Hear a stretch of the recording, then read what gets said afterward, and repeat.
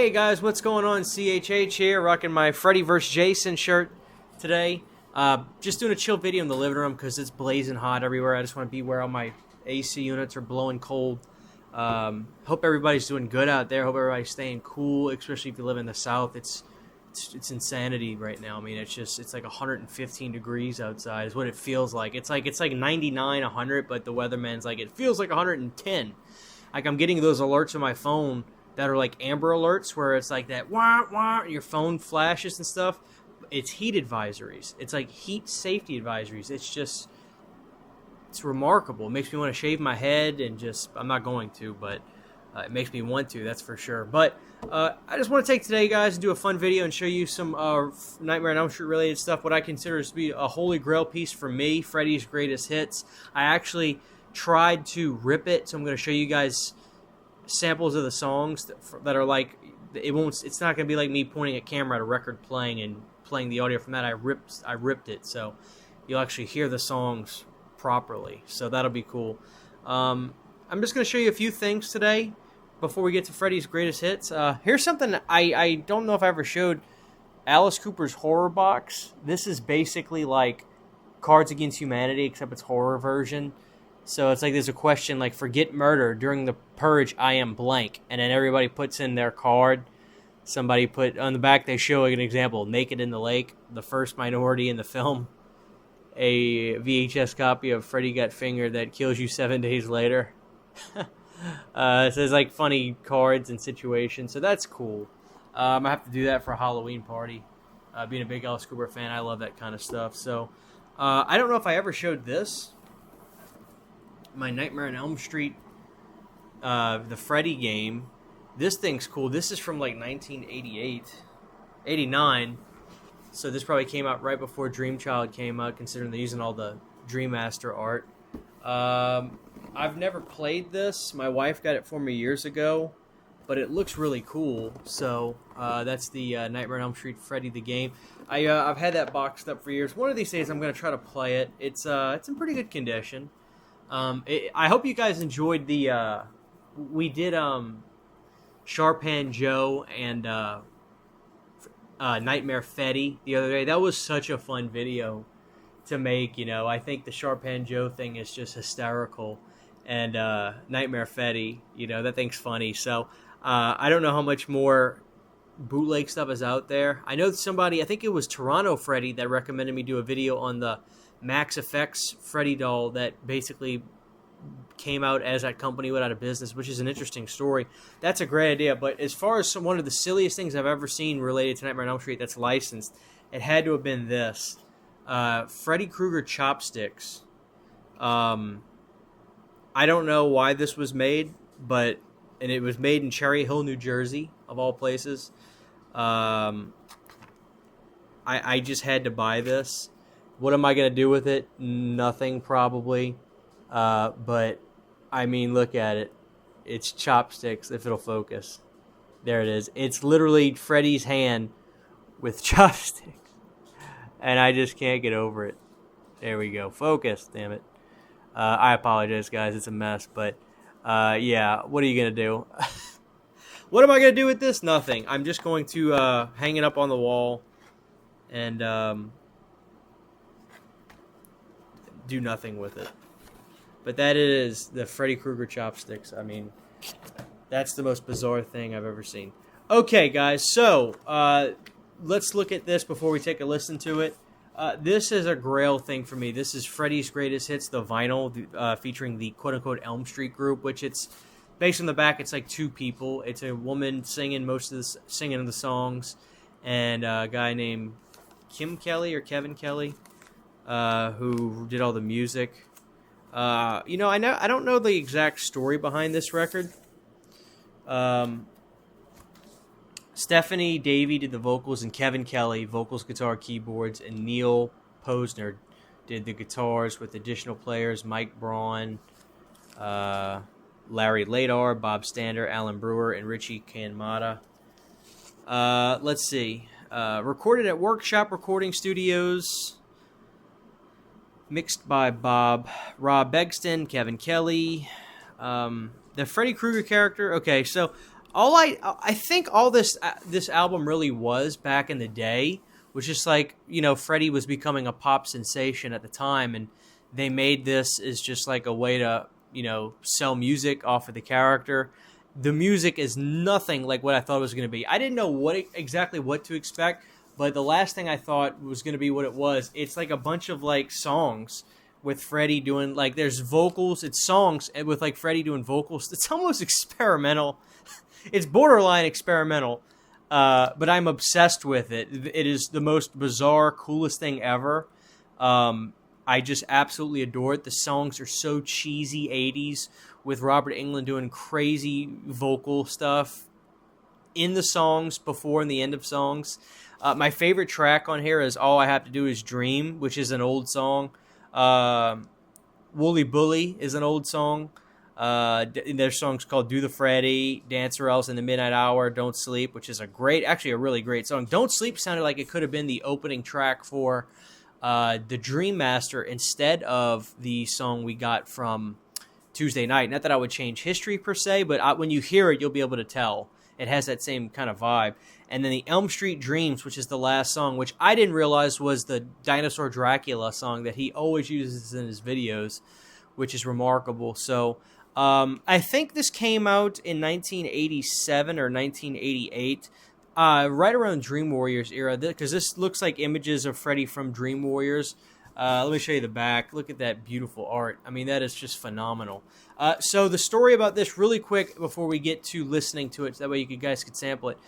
I wanted this record for some time, and I remember looking for it maybe a year or so ago, and the stars just didn't align. You know, it's not like it wasn't available in the sense that I couldn't find somebody selling it, but the prices were a little, you know, I didn't want to pay too much for it. And I typically like to get original versions. I don't like going out of my way to get reissues. Not that I think I'm holier than thou or better than. It's just I really enjoy having the old versions that came out when, you know, they were around.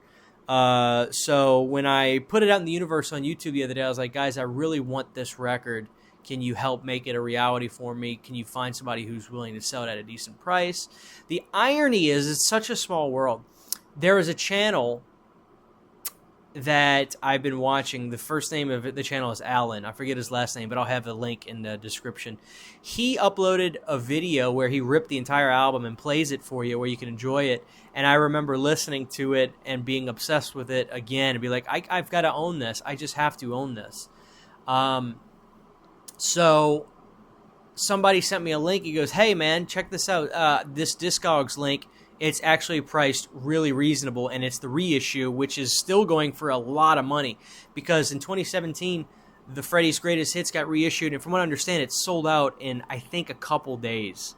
It just was, like, gone. So the fact that, you know, this guy was selling it for an extremely fair price, extremely fair, I was blessed. And then when I was talking to the guy, he was like, yeah, man, and if you want, go and check out my video of this online. You can enjoy the music, you know, right now if you want. And I'm like, dude, I've been listening to your video for like the last 5 or 6 days. I'm obsessed with your channel. I love your channel. He rips all kinds of albums and stuff and just plays them for you. That way you can listen to a record and hear how it sounds through wax and stuff. And I'm like, dude, I've been watching your channel. Like, this is you? He goes, yeah, that's me, man. Small world. So he still has a version of this. He has an original with the insert.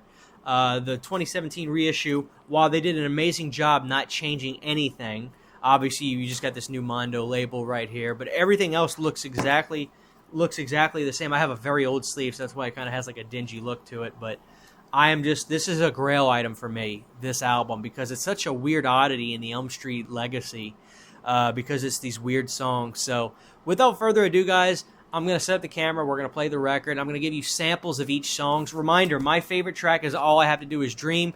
Listen to it, then let me know what your favorite track is. And if you want to enjoy the whole album top to bottom and hear it through a vinyl version, I'll leave Alan's channel link in the pinned comment. Go check that out. And buddy, if you're watching this, thank you so much for selling this to me for an extremely kind price, because you know what this thing's worth now. All right, guys, enjoy the record and take care. I'm Freddy, and this is for you.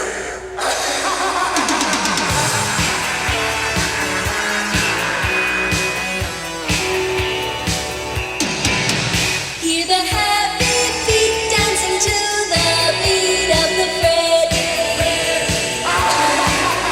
Though they die in front, make a line back when you're ready.